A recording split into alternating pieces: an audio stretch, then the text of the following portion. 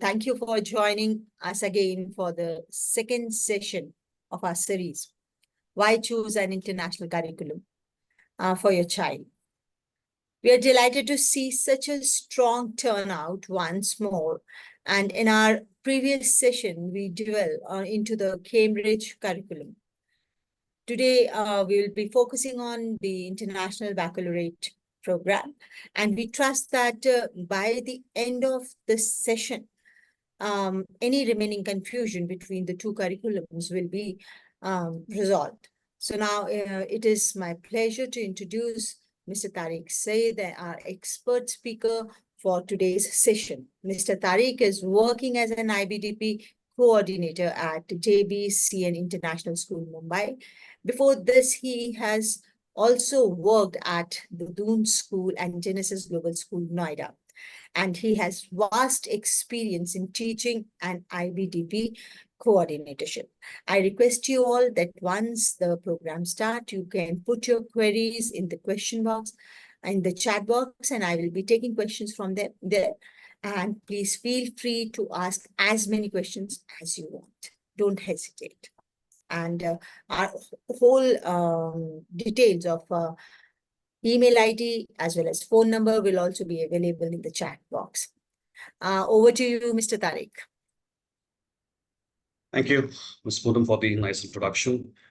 Good evening, parents. I'll just quickly share my screen before I move ahead. Give me 1 second.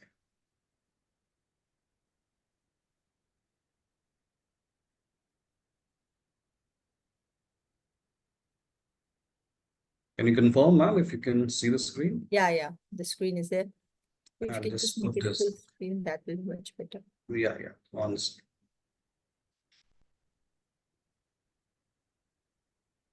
Visible to everyone?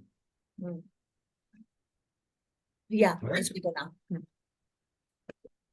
Okay, so good evening, parents, and welcome to this webinar. The entire purpose is to give you an overview of IB in general. That's across the PYP to the DP. But the main focus at the end of the program would be towards the diploma program. However, I would be throwing light on the MYP, how MYP is aligned to Cambridge, and how both MYP and Cambridge work in different ways, and how they're similar, at the same time how they are different. All the information which I'm sharing here is taken from the public website of IB and Cambridge. So there's nothing that I've drawn off my own. You can always fast check this across that. Right. So something about me before I start, right? As Ms. Poonam said, that I'm 11 years at Doon School, right? So I studied at Doon School, passed out way back in '97. And I'm very proud of my education, which means that I received a very high quality education. And I believe that IB is kind of which equates the kind of education that I've received in my own time. Right. So I've been teaching since 2002, which makes it over 22 years of teaching experience. I started teaching the IB in 2006 with GD Goenka World School. And of course, I worked in different schools all over India. I've been an examiner and moderator for the IB since 2008. And I'm heading the program, the DP, in different ways since 2014. So that's my experience of IB. So which means I bring my own experience of leading the program. I bring my own experience of teaching IB in a way that I'm sure will be of some use to the participants. About my family, both my parents were educators, hence you could say, and my maternal grandparents were to education. So I'm the third generation educator. Right. My wife is a PYP educator. So that's another aspect that brings into my experience. And both my sons I have two sons, both my sons have done the PYP. And my elder one, who's currently in grade and is finished his IGCSE examination, has done the MYP. So I have, in a way, experienced both the PYP, the MYP, and of course, myself, I've been leading the DP for a long time. So that, in a way, gives me both as a picture as a parent and as an administrator, as well as a teacher. I'll try my best to resolve all your queries. If you have any queries, as Ms. Poonam said, please share that in the chat box. and I'll be glad to clarify that. So before we go ahead and understand what IBDP or IB is all about, it's important to understand that IB was established as a non-profitable organization way back in 1968, right? The first IB school in India was established way back in 1976, which was Kodaikanal International School. So IB is not new in India. Yes, it's picked up in the past, or I can say a decade or 15 years. More number of schools have opened up in India. But yeah, it had its roots way back in 1976. And ever since, a number of schools which have been offering the diploma program have opened up. Right? So IB operates from 3 global centers, one in Europe, one in Asia Pacific, and one in North America. Right? And its assessment center is based in Cardiff, that's in UK, while its foundation office, where the headquarters are there, it's in Geneva. Right? Again, some more information here. 3 different regions managed by 3 different offices. As of the 2022, right, they are on 5,800 IB schools across the world, out of which there are 3,000 DP schools in 160 countries. India, as of now, has 158 DP schools, and it's growing. When I started teaching way back in 2006, there were probably just 25 DP schools or IB schools in India. So from 2006 to now, it's grown exponentially, right? And of course, the past 6 years, it's been a 20% aggregate rate growth here. So it's very important to understand, because a lot of time parents are confused because different schools across India offer different combination of IB and Cambridge programs, right? And they understand that probably all the programs are offered by one particular board. Right. So, to clarify that, this is the IB pathway, where IB has 4 different programs that they offer across the world and also in India. So you start with the primary years program, which is basically the early years as well as the grade 1 to 5, which focuses on the primary school. And then we have the middle school program, which focuses from grade 6 to 10. Again, there are 2 versions of the MYP. Some schools offer the MYP from grade 6 to 8. And some schools offer MYP from 6 to 10. Again, that varies from country to country, state to state, depending on the cultural context. DP is the oldest program, which was established way back in 1968, right? And that's the program that's more popular across the world. And PYP, I would say, is a relatively younger program in comparison to DP. It was established in 1997, the year which I passed out from school. And the latest addition to the program, that's a career-related program, which is offered by the IB. It is slowly gaining more traction across the world, as well as in India. But a very few of schools as of now offer this across the world, of course, and as well as within India. So the CP program started in 2012, right? So that's how the entire progression of the IB goes: PYP, MYP, DP, and the CP programs, as they are known as. If I compare this to the Cambridge pathway, right, which is basically the Cambridge Early Years program, which is similar to the earliest program of the IB. Then there's the Cambridge Primary, which is known as CIPP, which is again the equivalent of PYP. Then we have Cambridge Lower Secondary, which is grade 6 to grade 8, again equivalent to the MYP grade 6 to 8. Then we have the Cambridge Upper Secondary, also known as IGCSE popularly in India, which is equivalent to the NYP 9 and 10. And of course, the A level, that's grade 11, 12, which is equivalent to the diploma program in the IB, that's 11, 12th.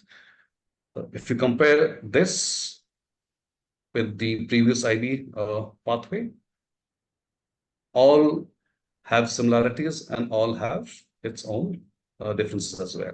As I go along, I'll explain how they are similar and how they're different. Now, this is the regular model that's followed in India. So most schools which are offering, which are international schools across India, they offer the PYP. Then they move to Cambridge in the middle school till 10th. And then from there, they move on to the DP. So again, it varies from state to state, where Sometimes the Cambridge Lower Secondary is the school's own program, which is the MSP, middle school program, and then they follow the IGCSE. But of late, in the past, say a decade or so, more and more continuing schools are opening up in India, which are offering the complete IB pathway, that's PYB, MYB to DP. Few numbers to crunch to compare how schools fare across India. So there are a total of 233 schools, IB World schools in India, out of which 158 are offering DP across India.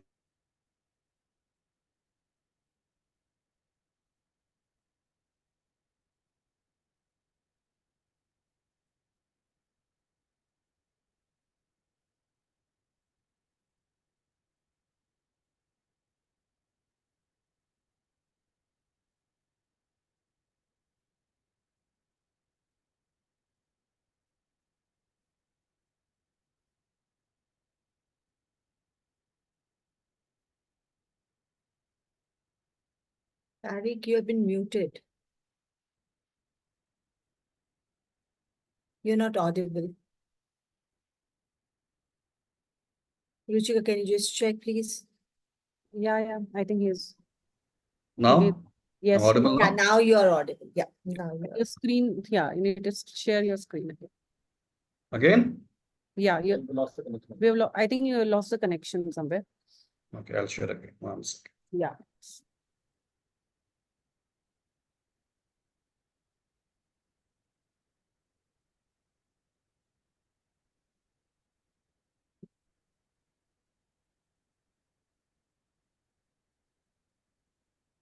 Yes, now we can see. Visible? Yes, visible. Yeah. Sorry for that. Technology plays.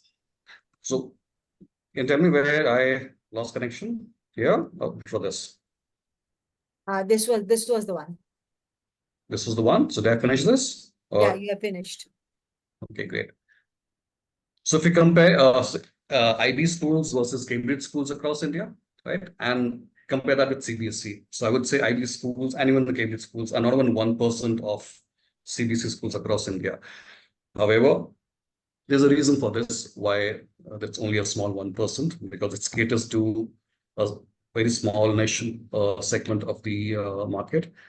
The IB programs are generally more expensive in comparison to Cambridge and CBSE, which is why there's a lower number in terms of schools which are operating in India as well as worldwide. Now, if I compare this with schools across the world, okay, so as of 2024, there are around 8,000 programs offered across the world, across 5,800 schools in over 160 countries, which is again in comparison to Cambridge. They have 10,000 schools, more than again the IB, and again similar number of countries worldwide. Whereas the international reach of CBSE is only 240 schools in 26 countries. So you see, because CBSE also offers a CBSE international version, which is not as popular, and predominantly, it's basically in the Middle East. So this is a few numbers for you to crunch before I move further. Any questions, Celia, or should I move further? Yeah, I think let's complete the presentation and take the questions later on. Yeah. So if I quickly compare the MYP 6-8 model with the Cambridge Lower Secondary 6-8 model, right? The MYP offers 8 subject groups. That means 8 subjects that a learner has to study. Language literature is in English literature and language, right? Then there's language acquisition, which is basically the foreign language. Hindi is also foreign language in language acquisition. So a learner either studies Hindi, French, Spanish, or German, depending on what the school offers, right? Some schools offer 3 languages, some school offers 2 languages. Some schools also make Hindi compulsory, 6-8, and offer an additional language that's French, Spanish, or German. So again, depends on how the school is offering the program at its own level. Then we also have individual societies, which is basically humanities and social sciences in the CBSE, which is again offered in the MYP. Mathematics, sciences, again, all integrated, all combined, physics, chemistry, bio, all combined. Art, physical health and education, is a subject. It's not a sports lesson. It's a subject by itself and has a curriculum which has to be taught and it has to be assessed and graded and designed. So these are 8 subjects which every learner who studies grade 6 to 8 in MYP has to study these 8 subjects. In addition to the service learning element, that means they contribute towards a community project and are associated with a specific NGO or an organization where they engage in services. If I compare this in comparison to the lower secondary, grade 6 to 8, again, that varies from school to school. Schools offer from a minimum of 8 subjects to 10 subjects. Again, English, foreign language, global perspective, mathematics, science, physical education. Well-being is a new subject that's been introduced in the past 2 or 3 years. Music, ICT, computing, digital literacy is also there in art and design. So if I compare, it can be 8 here, plus a few additional elements of service learning, and they can range from 8 to 10 in lower secondary. Right. Any questions here on the slide? I'll go further. When you move from grade 6 to 8 to grade 9 to 10, right? So what happens from grade 6 to 8 MYP? In grade 9 and 10, learners choose 6 subjects across the 8 subject groups. That means they can drop 2 subjects based on certain limits, certain combinations, and they can only specialize in 6. Right? So mostly learners across India, across the world, they do language and literature, that's English literature, or language lit. They do a foreign language. They do integrated humanities, that's individual societies. Of course, they do maths. Again, there are different levels of maths that's offered at grade 9 and 10. Sciences, which can be integrated again. Art, physical health and education, design. In addition to these 6 subjects, a learner has to do a personal project, which is a research-based project on a global topic that's given by the IB. And the learner writes, I think, around 1,400 word of research-based project on that. That project can be word processed, it can be presentation, it can be coding for a specific aspect. So it depends on how the project has to be presented. It can be a musical composition as well. And of course, they also have to engage in community project. This community project is usually done by the end of grade 8, which then forms the entire framework of grade 10 once you write. The e-assessment in MYP is optional. It's not compulsory. Some schools do the e-assessment and some schools don't do the e-assessment. In India, the thing that's recognized by the All India Association of Universities is the e-assessed portion of MYP.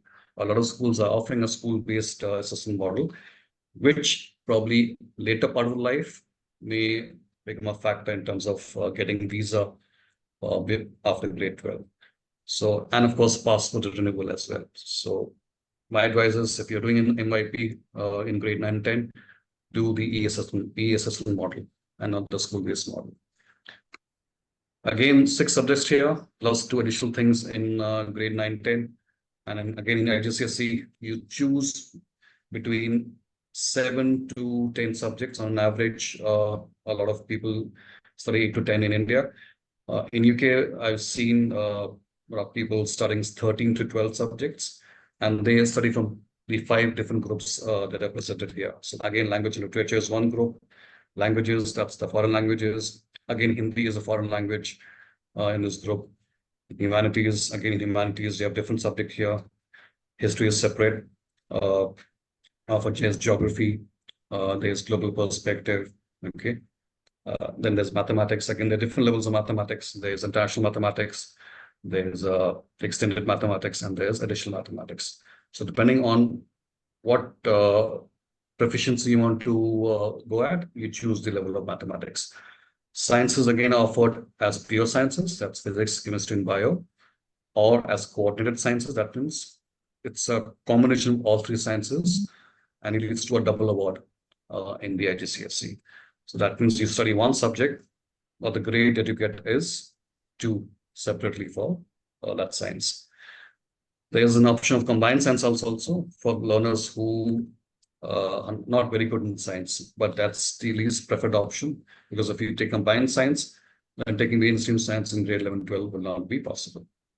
And then we have certain subjects in the group of creative and professional, which are basically business studies, ICT, accounts, computer science, which are the professional fields that are followed in probably grade 10, 11, 12, and later part of the lives. So that's how the MYB grade 9 and 10 looks in comparison to IGCSE in grade 9 and 10. In IGCSE, the examinations are compulsory. There is no option of not giving examination. So you sit for the examinations, right? To get an ICE certificate in IGCSE, you need to have a minimum of 7 subjects across these 5 groups. So a minimum of 7 across these 5 groups that you see on the screen, and a maximum of say 12 or 13, depending on how tough you want to make it for yourself. So if looking at the Ivy League universities, that's Harvard, Cambridge, or Oxford, the more you challenge yourself, that means the more number of subjects that you take, the better are your chances of getting into the Ivy League. So that's the context I established, how the MYP grade 6 to 8 and grade 9, 10 looks at. And from here, I'm moving towards the diploma program. Any questions here till for grade MYP and IGCSE, or should I progress to the DP straight away? Let me check. No, there is no such question. Okay. I have not written, but I just want to ask, what was that bit about visa and passport in the MYP? So I'll come to that later, how it's recognized, right? So basically, MYP, you have an option of not writing the examinations and have an option of rewriting the e-assessment, right? So in India, the recognition is given to the MYP with e-assessment. So if you're following studying an MYP program in a school, which is a school-based assessment, there are more chances that may lead to certain obstacles in later part of life. So you mean to say, so if I want to apply in Indian universities after doing MYP and IB, and if my child has not done 10th grade e-assessment, then what are the repercussions? Repercussions are some colleges may not give you admission based on that, because the understanding between the IB and the universities is that the assessment is done. So at the end of grade 10, you have to appear for the board examination. Okay. Because you have to get a board transcript from the IB directly. But if you're doing a school-based assessment, you don't get a board transcript. You get a school transcript. Right. So that may hamper your admission process in higher education institutions later. In India only or abroad also? In India only. In India only, but If you want to go out, that's acceptable too. Again, that will vary from country to country. So each country would have its own requirements, because each country gives recognition to the IB and the Cambridge programs in a different way. So you have to be very sure what your higher education needs are, which country you're trying to go. Does that require MYP with school-based assessment or not? So that clarity has to be done. Okay. So that means for MYP grade 10th, I should opt for the certification. I should give the e-assessment exams. Yes. Unless I know wherever I am sending, they don't need it. Otherwise, I should always attempt for it. So India is a compulsion. Abroad, depends from country to country. Okay. But it's usually, if you go to US or Europe, there would be no need requirement for the formal assessment. But again, that can vary from one country to another country. So Tariq, there is a query which says that, so it simply means we should be giving 10th exam to be on a safer side. Yes, you should be giving the grade 10 exam. That's fine. That recommendation as an educator. Okay. So moving from MYP to DP, should I move ahead now? Yes. Yeah. So IBDP is the equivalent of A-level and CBSE in grade 11, 12, right? The entire focus is again, now it's one of the most challenging programs in the world in terms of its academic rigor. And the entire focus is on critical thinking. Of course, assessment is one part and parcel of the entire story. Developing research skills, plus developing intercultural understanding, how internationally minded you are, whether you accept other people's culture and also aware of your own culture, right? You think from different perspectives, right? You reflect on your mistakes, right? On your learning, and the entire process of learning, not just rote learning. And again, one of the main requirements like MYP is you are supposed to indulge in community service in the MYP. This is what the DP looks like, the 6 subject groups. So group 1, again, like the MYP, is language and literature, which is the English literature and or English language. Then there's language acquisition with the foreign languages. Again, Hindi is a foreign language in this group. Hindi, German, Spanish, French, and a number of other languages, so depends again on the schools, the number of languages they can offer. There are as many as 91 languages which are offered by the IB, but again, the context of the school, where you're studying, and what languages the school needs to offer. In India, it's mainly French, Spanish, and Hindi that are popular. 1 or 2 schools across India are offering German, but that's the standard thing. If I compare this with the trend worldwide, is a lot of people are doing Mandarin and Arabic. And there are 2 reasons why they're doing Mandarin and Arabic, is purely for the business purpose, right? A lot of people are doing business with China, and a lot of people are doing business with the Middle East. So Mandarin and Arabic are, I would say, are the most sought after languages worldwide, but not in India. In India, it's mostly Spanish, followed by Hindi, and then French. Again, individual societies, that's the 3rd group. That's humanities and social science, like in CBSE, the 3 sciences, mathematics, and arts and electives. Again, I'll give you detail of what comes in each group. Apart from the 6, so we have to choose 1 subject each from the 5 groups. And the 6th group, that's group 6, that's art, that's optional. So you may choose the 6th subject from the 6th group, or you can choose 1 additional science from group 4, or 1 additional individual societies from group 3. So that makes your total 6 subjects, out of which 3 have to be HL and 3 have to be at SL level. In addition to the 6 here, we also do the diploma core. That's the extended essay. So each learner who's being registered for a DP or diploma program has to write a 4,000-word research-based essay on the subject that he or she wants to write on. This can be one of the subject that he or she is studying, or probably even a subject that he or she is not studying. Or can also write an interdisciplinary subject essay, which is world studies. It's assessed externally. So you read, it's a word processed essay, something like a mini thesis at PhD level, but done at a school level. Then there's theory of knowledge. That's a unique course that's only present in the IB, which basically teaches you how to reflect on knowledge, on the nature of knowledge, and see what are the things, how you know things, and what are the very different ways of knowing. In short, this is an interdisciplinary course which helps you to make connections across different disciplines. So first, say there are different disciplines. So if language literature is 1 discipline, language acquisition is a 2nd discipline, sciences, mathematics, and individual societies. So TOK allows you to make connections across the different disciplines. Now, why is this required? Why? Because any world problem is not solved by 1 specific discipline. It requires a multidisciplinary approach. For example, when the COVID-19 hit India or the world, the solution was not scientific only. Yes, science came to the rescue with the vaccination, but all other factors also went together. All other disciplines also played together in resolving that dispute. So we looked at historical data, right? So history, mathematics came into play. What happened in the Spanish flu in 1918? We looked at the feasibility in terms of economics and business. Will the vaccine development will be viable? what price it needs to be sold. Does the government needs to subsidize that? We needed the political support to come out with that process, right?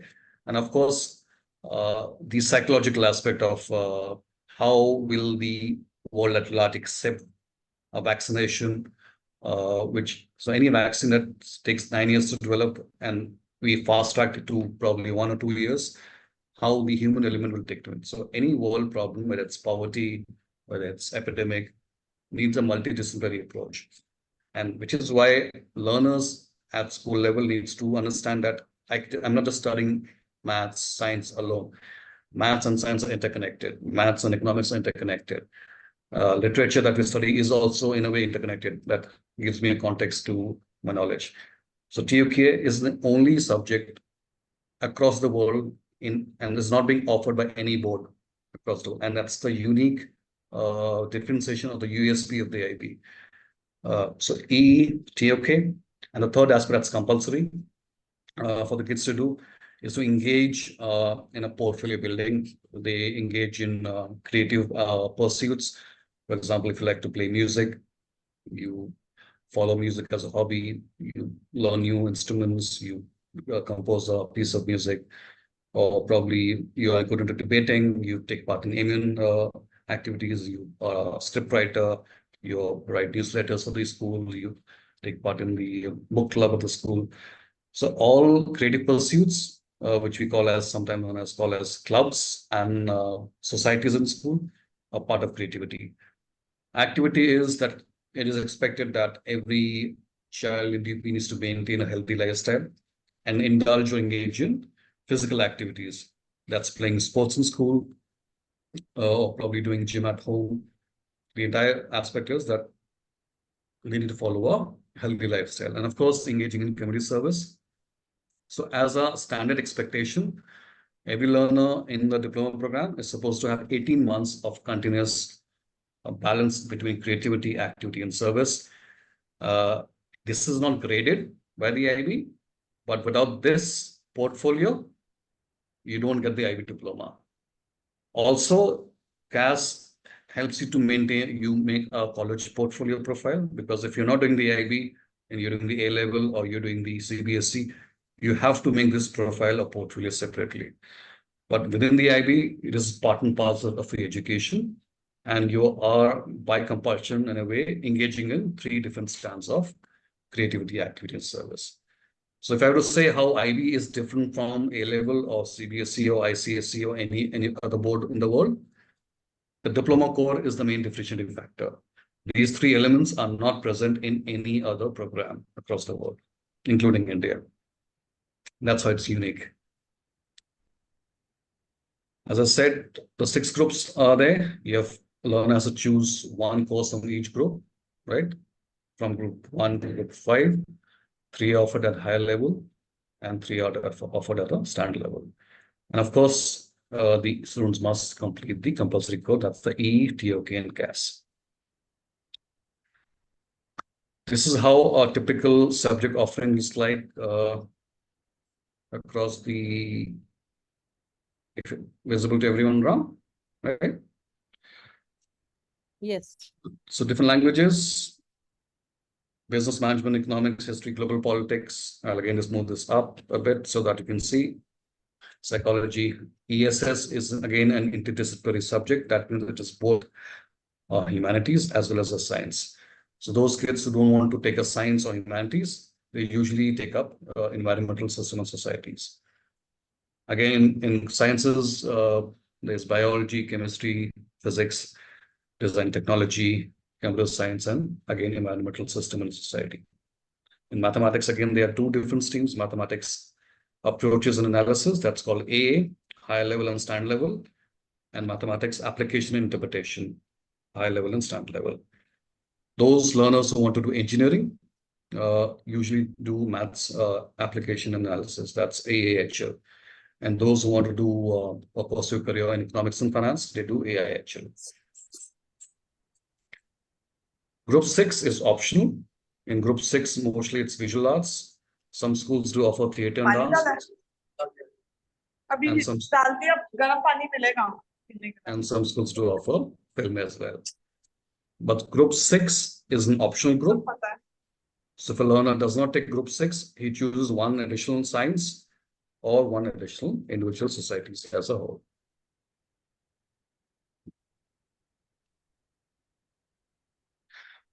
Okay. How assessment happens in the DP?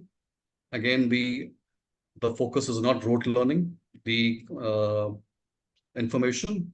We focus on thinking and applying that information on the paper. So the emphasis on writing, of course, papers, essays, but looking at in a different way. That means thinking critically, looking at diverse perspectives, exploring different sides of the same argument, presenting an argument and a counter argument. And that's a commonality across all subjects that you study in the IB.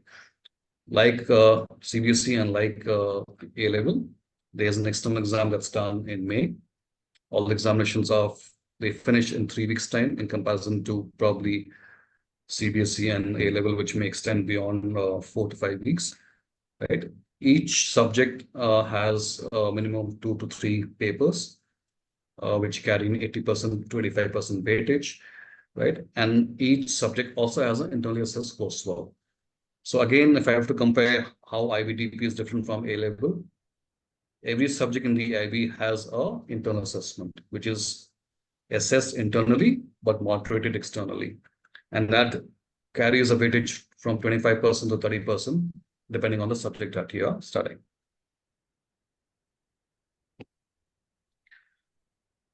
How DP is graded, right? So IGCSE and A level is graded on a scale of A star to G, right?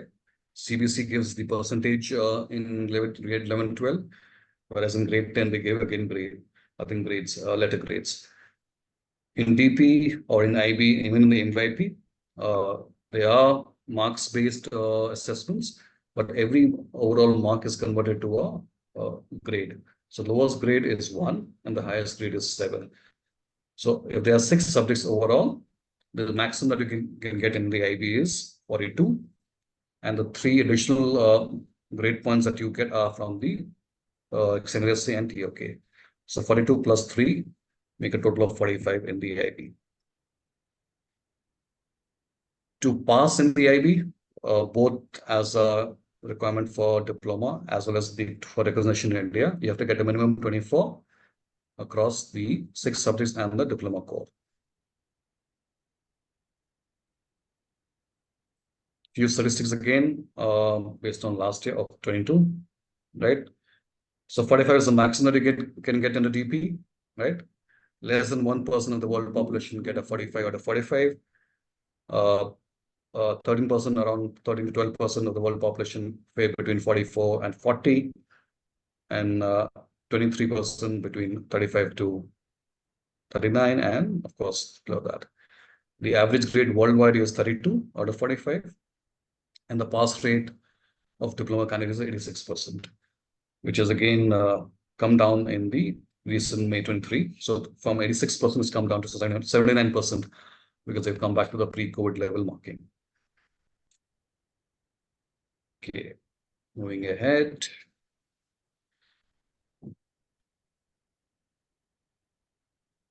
Right, so again, how does a parent choose a subject, right? So how do I choose subject, say in the IB or in the A level or probably in the CBSE? You have to choose subjects in grade 11, 12 based on what you want to pursue at university level, right? And at university level or at college level or even country level, each country, each university has its own requirements, right?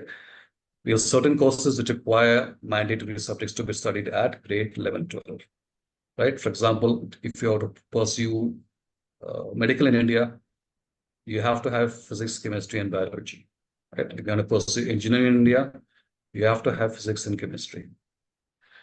If you don't study that, then you probably are not eligible to be registered for that higher level course.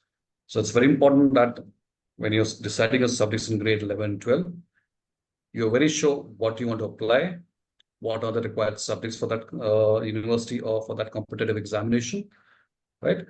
And accordingly, you choose your subjects at A level or probably at DP. Then there are certain preferred subjects for courses. Certain subjects don't require a mandatory requirement. For example, if you want to study psychology or law, probably at undergrad level, so you don't have to study, but it's preferred. However, there is no compulsion for you to have the subject. But again, if there's a comparative between your application and other people who had that specific subject, the other person would be given a preference over you. And again, there are certain universities which require certain recommended subjects. Again, there's no mandation as an entry requirement. But if these subjects give a good foundation for the future study. Yeah, any questions on this?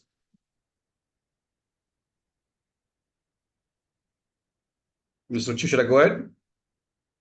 Yes, sir, I think we should. Yeah. I've got one. Wait.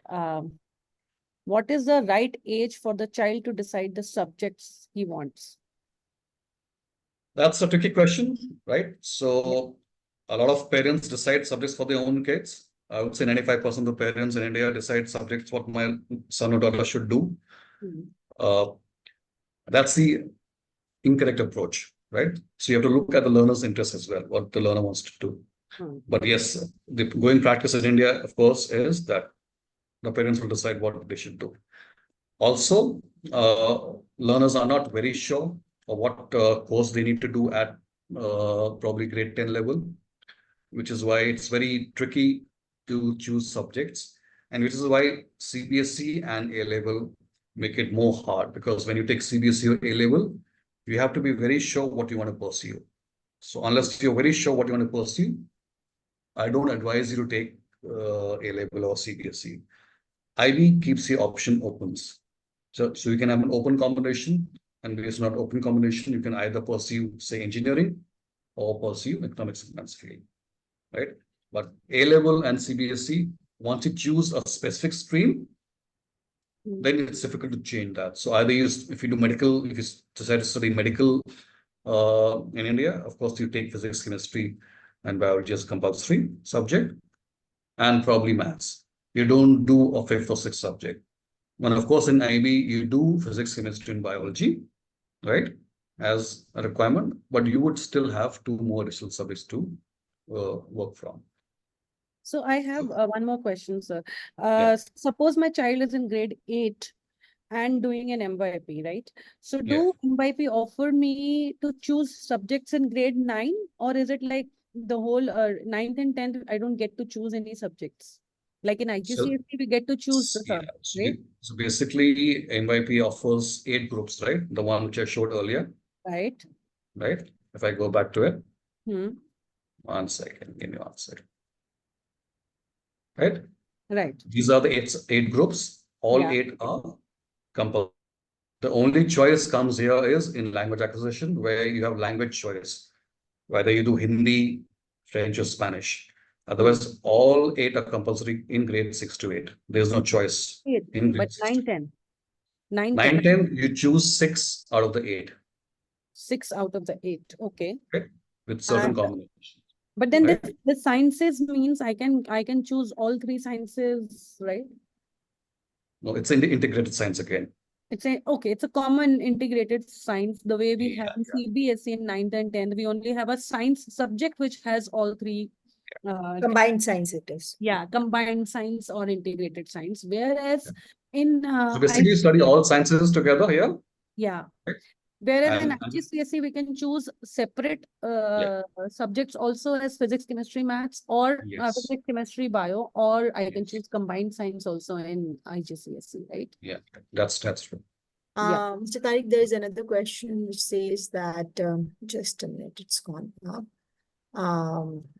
Where will the IB school assist the child to decide about the subjects, and where all the physics and chemistry SL, these are acceptable or not?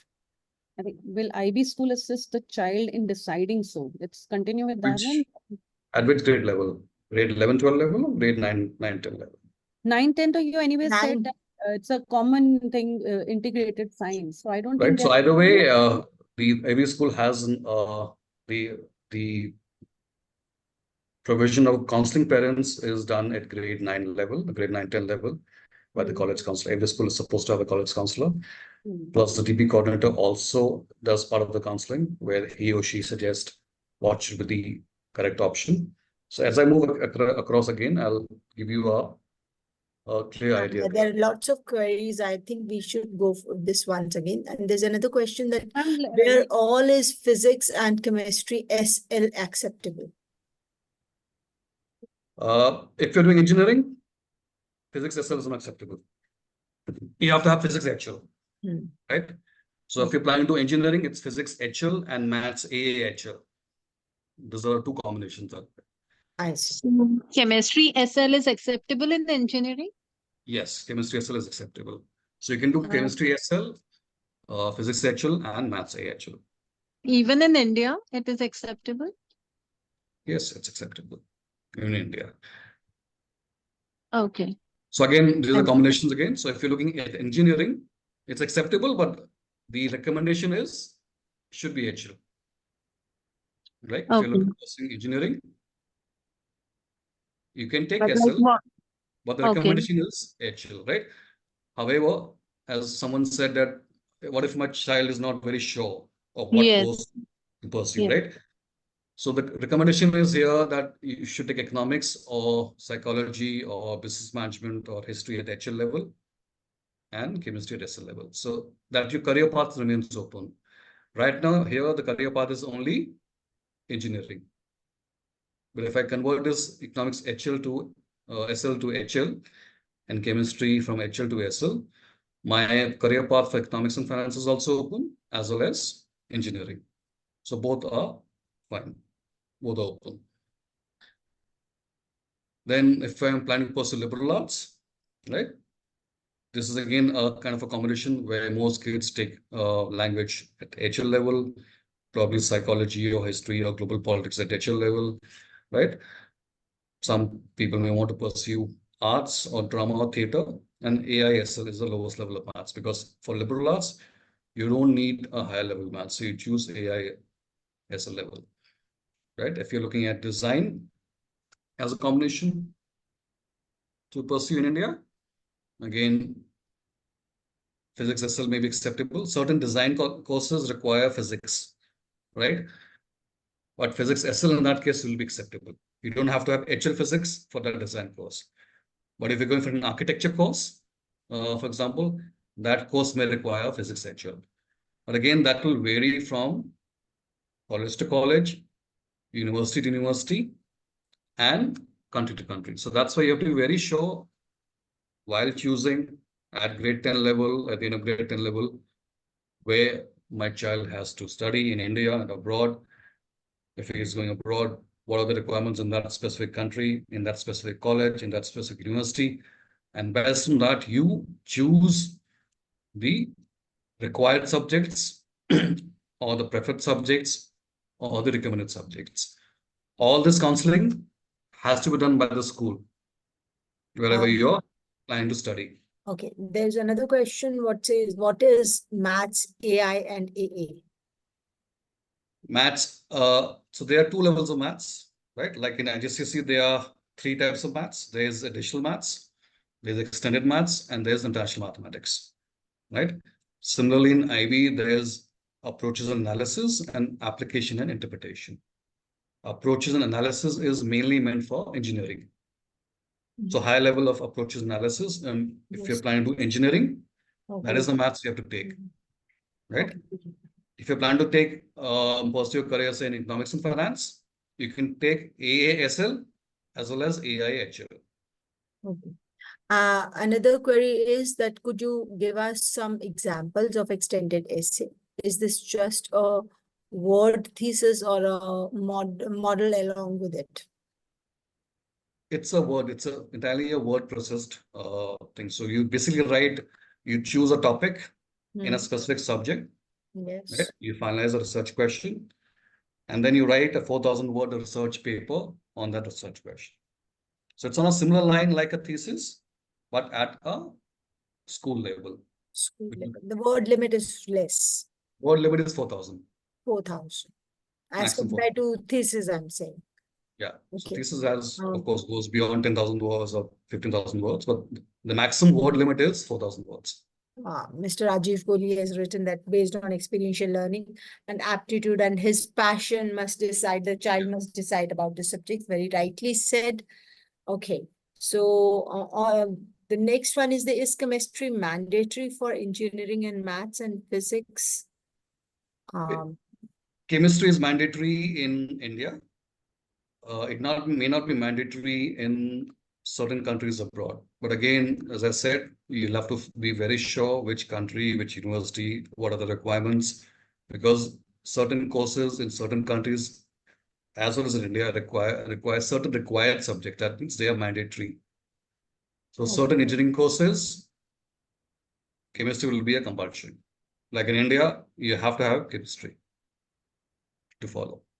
Yeah, I agree on this. Even Yes. Okay. even we have applied in India and UK for my son. And in UK, many universities don't want chemistry. They're okay with chemistry SL also or eco also. But physics and maths at higher level are important. for Yes. engineering. So there is another thing which is written here is, so EE is evaluated at school level? No. No, he is evaluated by the IB examiner. Yes. It's external assessment. It's not internal. So both EE and TOK, they both are external. They And are guided by even the teachers, but marked by the AIA is also external and on each subject. Yeah. IA is internally assessed. That means it's internally marked by the school, School. but it's moderated externally. That means Yeah, it's not like a moderated, CBSE project where Yes. everyone gets 18 out of 18, right? There's a specific criteria for each subject, each IA. As a teacher, you have to meet those criteria, right? A certain sample goes to the IB. So, if, for example, if there are 20 kids in a specific cohort of physics, only 5 samples go to the IB.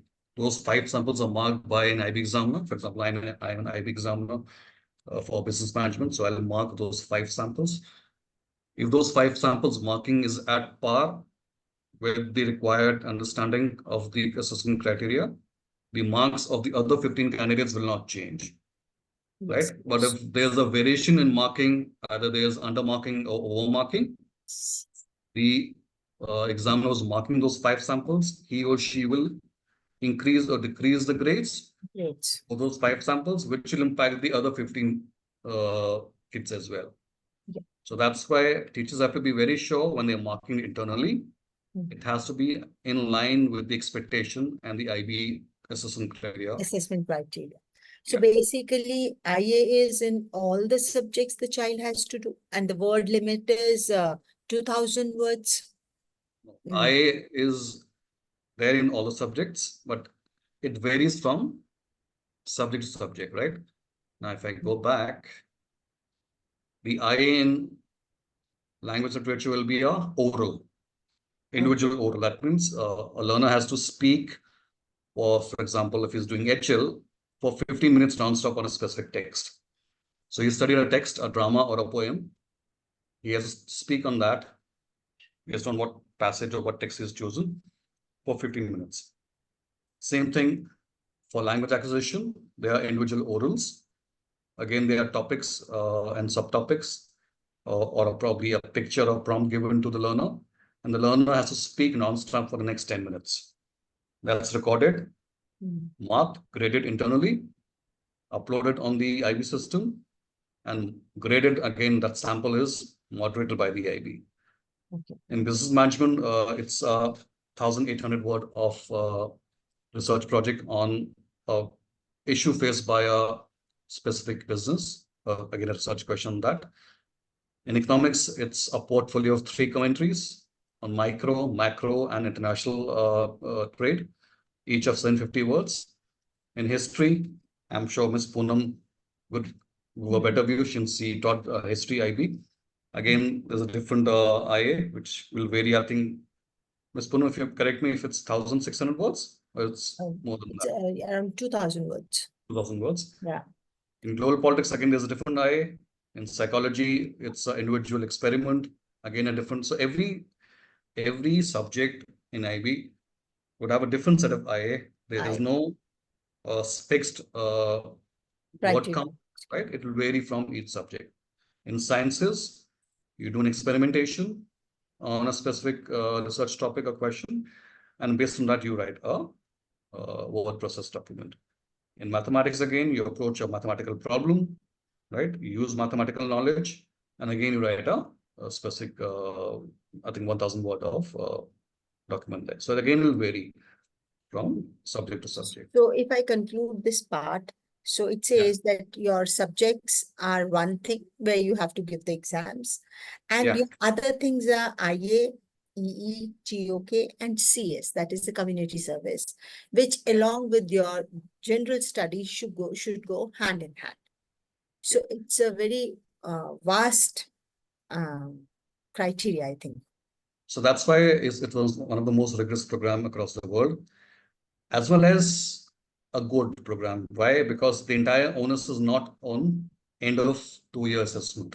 Yes. There is a 20% weightage or 25% weightage where the learner can benefit from if he does his internal assessment well. So it's both a boon and a bane for the learner. So the concept is clear, I think, right now. And if any questions are there, please do write in the chat box. Anything is left, Mr. Tariq? Yeah, quickly, a few more things. Yeah, please. Right. Again, subject combinations based on language selection. There will be certain universities across the world, that especially in Europe, which may require certain language that you have to have. Right. Okay, so again, so if you're please planning share to the slide then. We can see the slide. you can't see. It's on the top. I think it's not being viewed. 1 second, I'll reshare.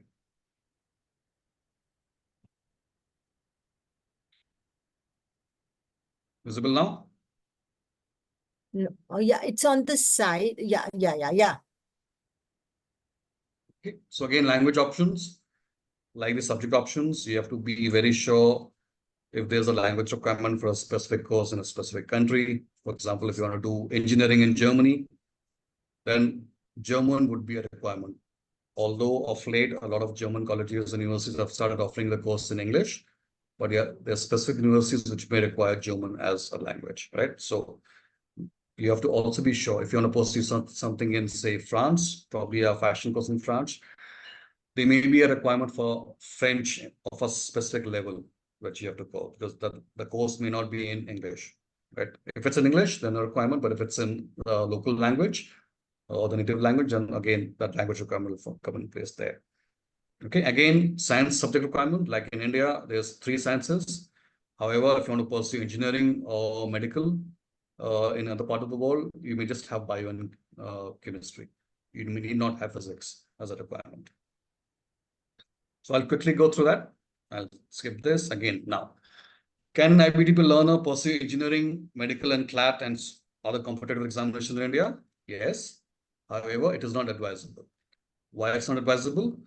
Because the approach of both examination, the competitive examination, and IB are vastly contrasting, right? IB is focused on student-centered learning and skill development, whereas any Indian competitive examination is measuring speed and accuracy of the information retained, right? So for a child to do both is practically not possible. So if you're planning your child to do engineering and medical in India, please don't take the IB. It's not meant for your child. A lot of schools encourage them to take 3 sciences. It's a disaster for them. So as a IBDP coordinator, I've never advised any learner to pursue engineering and medical along with an IB diploma. Please take CBSE or probably take A-level, which is much more aligned to that requirement, right? So because apart from your subjects, you also have to focus on coursework. First, the approach is different for both.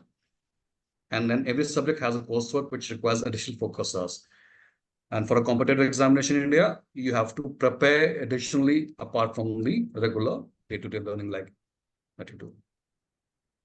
Now, what are the benefits of IB in comparison to A-levels or other subjects? Like, it avoids premature specialization, right? a lot of kids are not sure whether they should follow engineering, whether they should do a business career option, whether they should do medical. So having a balanced combination of art and science allows you to delay that decision. So in CBSE and again in A level, you make that decision at a very early level. That means right there on grade 10. But in the IB, so IB allows you to delay that decision. You choose a combination in such a way that your career fields remain open. Right? Third benefit, every IB subject has to inculcate international perspective. That means you approach your culture and as embrace other people's culture. Right? DP focuses on the whole educational experience, whereas CBSE and Cambridge, they are basically assessment bodies. They only focus on assessment. Right? Plus the diploma core is different from what CBSE and what Cambridge can offer you. So these are a few benefits of DP quickly. Whether it's recognized in India, yes, it's recognized in India, but you need to get a minimum 24 with 3 HLs and 3 SLs. And there's an equivalence percentage certification that's issued by the IB for getting admission in India. Again, a few samples of how it's recognized. So the AIU recognizes an IB as a +2 qualification, right? But again, the mandation is you have to get a minimum 24 with 3 HLs and 3 SLs. This letter shows that the MIP is recognized by, again, the Association of Indian Universities. But again, e-assessment should be the recommendation for learners. This is the percentage grade conversion of an IB grade to an Indian equivalent marks. So if a learner gets 7 in IB, the equivalent marks can vary from 96 to 100, depending on at what level of 7 he or she is. So when you get when you clear the IB, you get an Indian transcript in the name of the college that you're applying to, apart from the regular IB mark sheet, which only has IB grades. Right now, whether you choose in the current context, right? Whether you choose IB, A level, or CBSE, are the boards ready for the future industry? Right? So is what you're learning in school relevant in 5 years or 10 years from now? So this statement, the absence of knowing what the future holds. So there's no assurance of what will be relevant tomorrow, right? We already know COVID changed a lot of things. AI has changed a lot of things. What will happen 5 years' time? What will happen 10 years' time? So if you're looking at careers options which are available now, those career options may not be available. So the focus should be on development of skills, not on content, right? This is where IB is way different. The PYP, the MYP and IB and the TP is different because it entirely focuses on skill development, right? How to learn 21st century skills. Why? Because this is what the future skills are required. So to be future ready, you need to have these complex skills, right?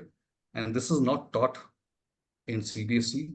This is not taught in Cambridge to a certain extent, but this is part and parcel of your learning strategy in the IB, right? So in IB, of course, along with content, you have a equal emphasis on weightage on skill development, right? So you may be equally qualified, but if you don't have the right skills, you may not be a good success in the job, right? So there was an article last week on Times of India, which said that 38% of ITNs have not been placed.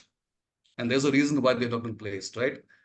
Because probably they don't have the right skills. They had the right skills to crack the examination for IIT, right? Clear the examination because all they've done all the life is rote learning. So, and they were only measured speed and accuracy of information that they have studied. But how will that translate into life skill? Whether you can analyze information, whether you have emotional intelligence, whether you have the art of persuasion and negotiation, whether you can use technology and in a way which is both ethical and another way. What role does creativity and originality play in the age of AI? Okay, all these skills are very important to be future ready. So 10 years from now, if you don't have these skills, if you're doing the same old CBSE and a traditional Cambridge board. Although boards are changing a lot over the past, but the future is different, right? So you have to be sure you choose a course, you choose a curriculum which is future ready. This again, I'm skipping all this because it's again what the research says how IB is good in comparison to other boards, right? And I'll come to this transitioning now. One common question is, can my child transition from CBSE to international curriculum or from international to CBSE, right? So learners who come from CBSE, say from grade 9, 10 to DP, the transition is smooth because they are good writers. So CBSE prepares to write well, right? They pick up the additional life skills such as research, communication, critical thinking, collaboration while they're in the DP, right? So it's not that the transition is bad.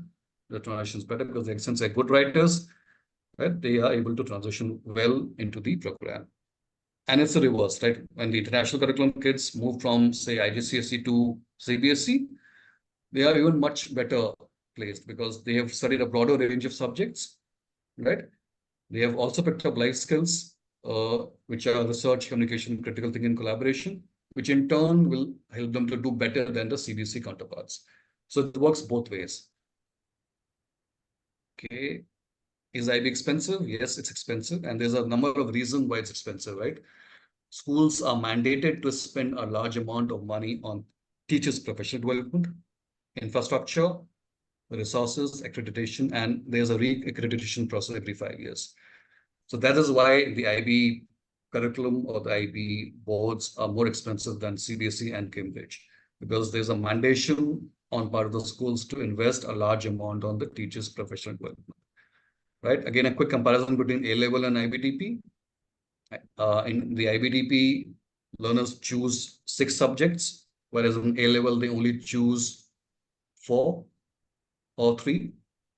If they specialize, they choose only 3 subjects. But again, you keep the options open here, right?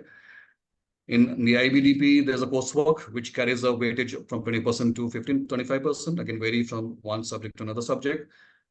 Coursework is optional. There are certain papers in the A-level which has coursework, but it's not a mandation, not a requirement for A-level. So most kids, they only write the papers, right? There's an equal focus on content and skill in the IB diploma. There's more focus on content.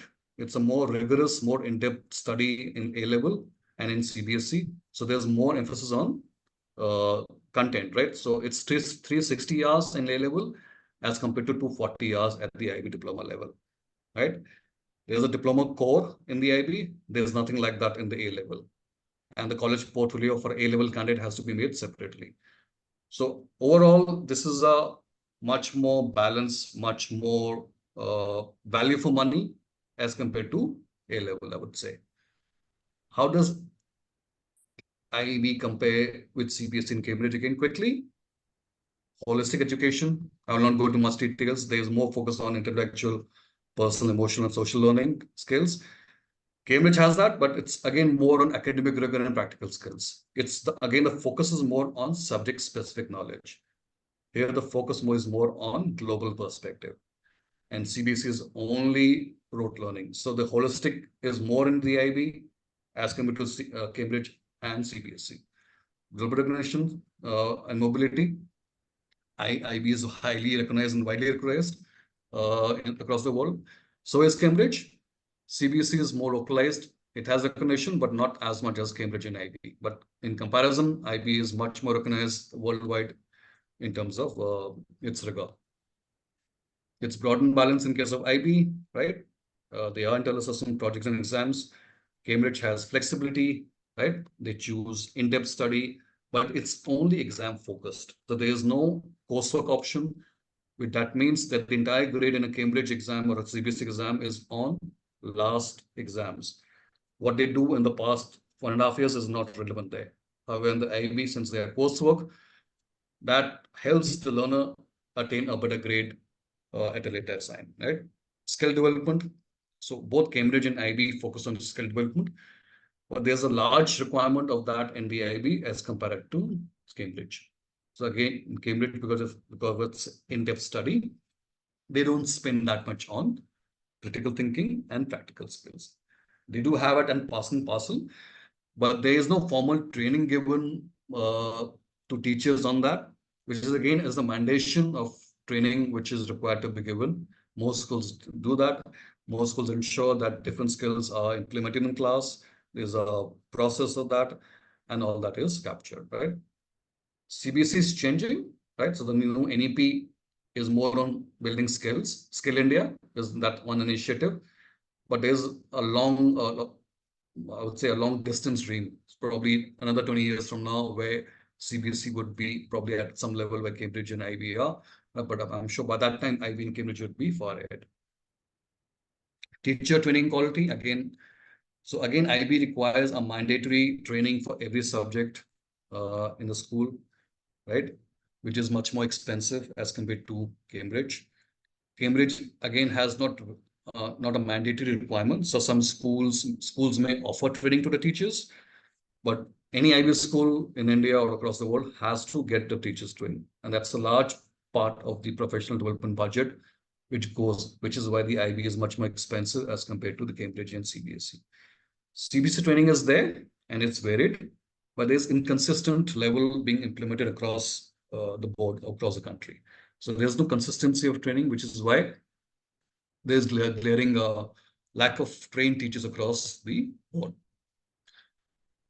Student-centric, I know there's too much information, but I just want to do a clear comparison. Student-centric here, there's a working choice here. The approach varies from school to school. Here, it's one uniform approach across these schools across the world, right? Again, CBSE is more teacher-centric. So the end conclusion is that the IB programs, both the PYP, the MYP, give a more holistic and a globally recognized education as compared to the other two boards, right? So IB prepares not just for the university, but also prepares you for life skills and global citizenship, right?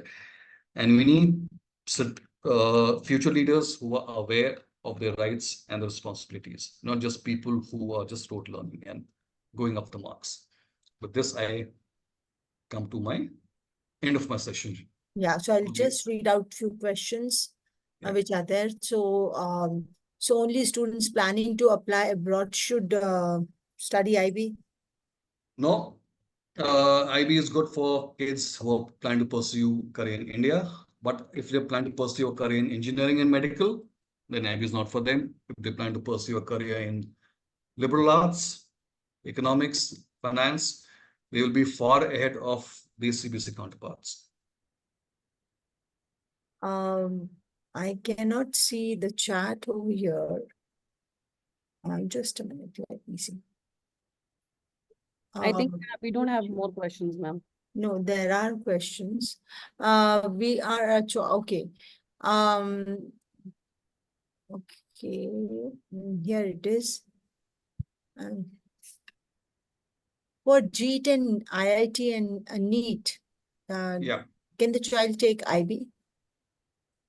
they can take IB, but not recommended by me. So in my past 11 years as a coordinator, as a head, I have not recommended anyone to take IB. A lot of schools encourage kids. That's a suicide. IIT by itself has its own requirements, has its own preparation. So don't take IB and IIT. You can take it. It's recognized in India. Not advised by me. Not advised by most experienced coordinators in India. Okay. So basically what I have concluded is on that there is pure IBDP program, there is pure Cambridge program, and there is one program which is the mixed of IBDP and Cambridge. Am I right? Yeah. What mix are you talking about? Supposedly, like a child can do MYP and then they can do IGCSE and then they go for IB curriculum. So I mean to say that there are two pure Cambridge and IB, plus there is one mixed of IBDP as well as Cambridge. Yes. So there's a Cambridge And- pathway pura, and there's an IB pathway, Cambridge and then there's pathways a and, next yeah. one. So that is one thing.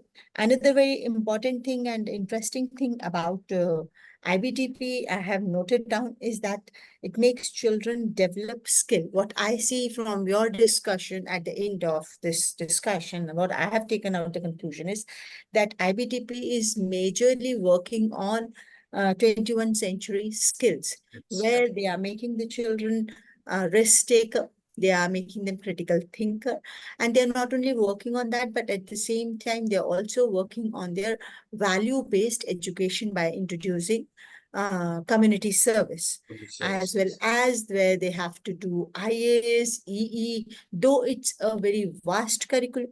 But yes, after doing IB, I don't think that any child will be needing any kind of a hand-holding. Am I right, Mr. Tariq? Yes. So all courses offered in India now at private universities as well as few government colleges and of course abroad are research-based, right? Yes. So if you don't do a research-based curriculum, and IB and every subject in IB do a research-based assignment, right? You inculcate research skills. So you're preparing yourself for future studies in a way. Great. So thank you so much, Mr. Tariq, and for this wonderful session on IBDP. And I could see that many parents were very excited, and in between the session only, they started asking you questions, and even we also had certain questions. So we also kept on asking you. But I think by now, each one of us are clear what is international curriculum. So we hope it provides enough information to everyone to fully understand this curriculum. And can I ask something, please? yes, Sure, ma'am. yes, ma'am, please, most welcome. Tariq sir, just a small question. You said Yeah. it's very easy to transition from CBSE to IB and IB to CBSE. It works both ways. But Yeah. is it possible at a later stage, when if they are transitioning, they have a child in an IB curriculum is a thinking child. He's been trained to think, not vice versa, unfortunately.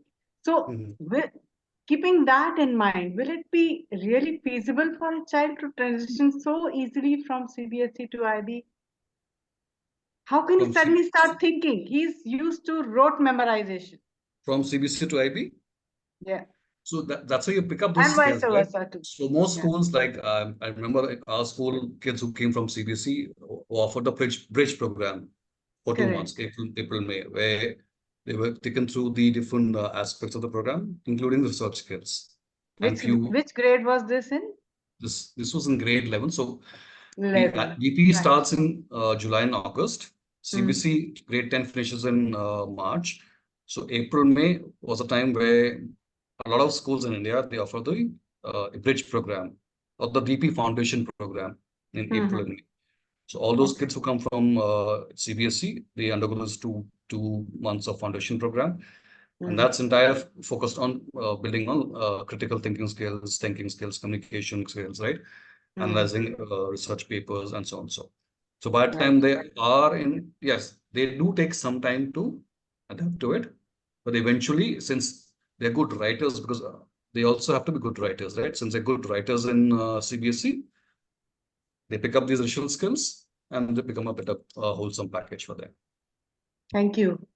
Yeah, and I also agree with him, ma'am, because I still remember Eric used to come and tell me that few kids have shifted in 11th. He used to tell me that, few kids from CBSE have come to IB and they're scoring better than us.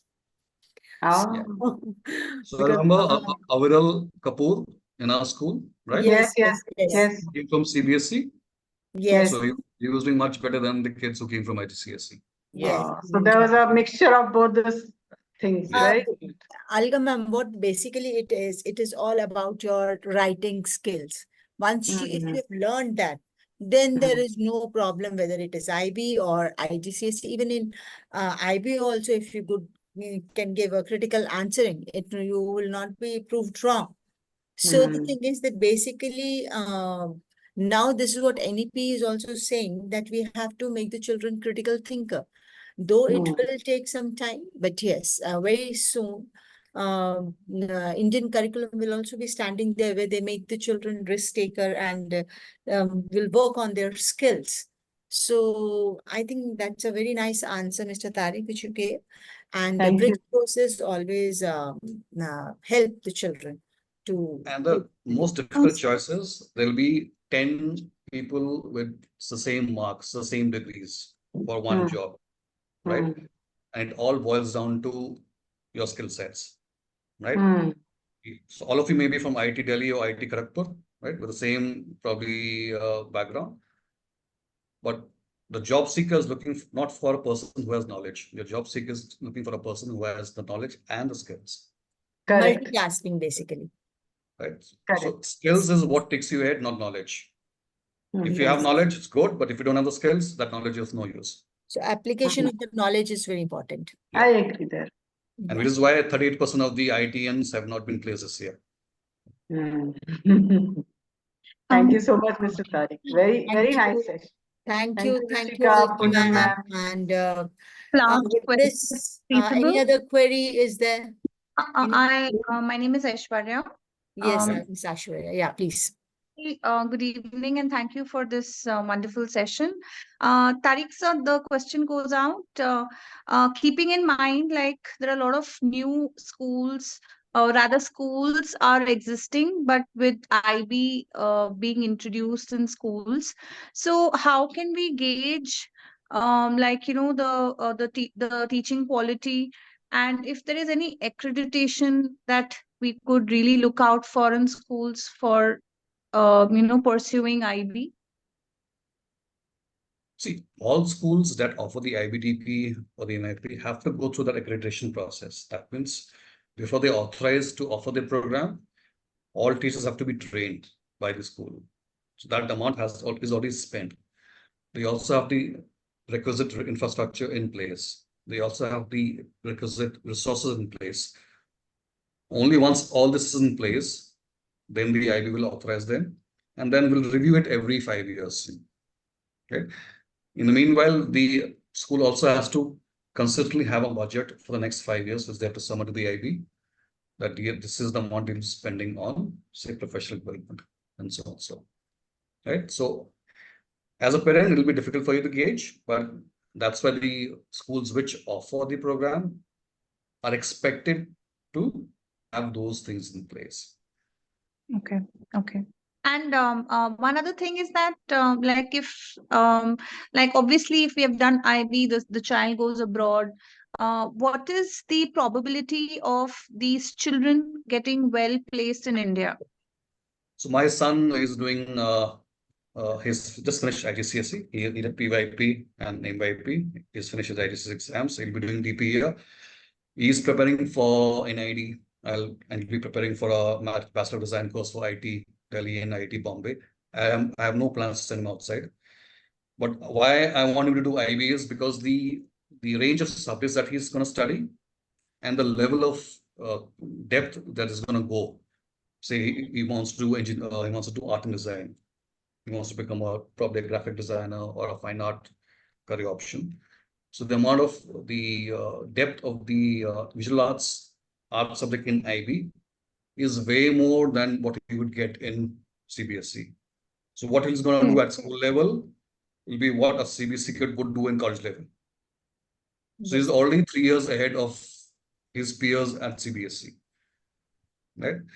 But yes, if you're planning to pursue engineering and medical in India, so my suggestion is don't take the IB. But a lot of kids do take. You did mention so, but the thing is like once you've finished with your graduation and whatever outside, then the probability of getting well placed in India is something that is subject to research and network. There was a time where people used to go out, right? Where US, Europe used to pay more. The tables are turning, right? People are being paid equally well in India than what were paid. So a lot of people are my friends, a lot of my friends who were in the US for the past 10 years, they're returning back to India because they, of course, the job scene has become stagnant there, but they're getting equal pay package in India. So why would they want to stay out?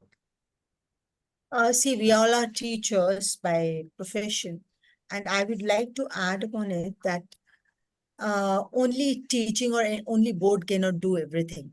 Yeah, It's skills. the teachers, it's the school, it's the parents, and it's the curriculum which get together to make a child a full-fledged human being. So all of us have to take care that each and every aspect of the child, whatever he is doing, take interest in that. You should know that in IB, what are the criteria you have to keep in mind. The child has to study the subject, they have to do IA, they have to do extended essay, they have to do TOK. So when will they do that? They have to do CAS. So you have to organize everything and see that there is a proper calendar for the child so that he can follow that and there is no last minute pressures on the child. Yeah. So it So I is, would suggest, I think, Tariq sir, you will agree with me that it is I think we have to change our mindset and then make our children understand the subject as well as their own attitude towards studies. We cannot every time spoon feed them. Let them make them independent children. And that we have to start very soon. So See, any other questions? Already we have outsourced our thinking to AI, right? So in Yeah. time to come, that thinking need will also not be there, right? Yes, So that is that. we will change. One small question. This is not about the students, Tariq sir. This is about the teachers. There are many teachers who keep asking me a question that how without joining IB school, they can be the examiner and check papers of IB because that gives a lot of exposure and understanding what is IB. So can you just put some light on this? So IB does not require you to be an IB teacher to become an examiner. You have to be, you can be a subject specialist. However, if you're not taught the subject at the school level, it'll be difficult for you to actually assess the the papers. papers. So I know of number of people who are examiners, Yes. but they will never qualify the markings. That means they will never go live. So, but is it possible for any teacher, not being an IB teacher, can do courses of IB and understand what IB is? Yeah, that they can do. So anyone, it's a public platform. You can register yourself as an independent candidate, Okay, non-IB school candidate, and go through the entire process. wonderful, wonderful. I think, Ruchi, all questions are over in the chat box, and now we can close our session. Yeah. Okay, so thank you, everyone. It was a wonderful session. Very thoughtful session and lots of questions were there. It made it more interesting. So we hope that it provided enough information for everyone to fully understand what is IB DP curriculum and not only that, other aspects also. I would also like to take a moment to introduce ourselves. We at StudyWise specialize in providing maths coaching for IGCSE and IB students. Please note that there are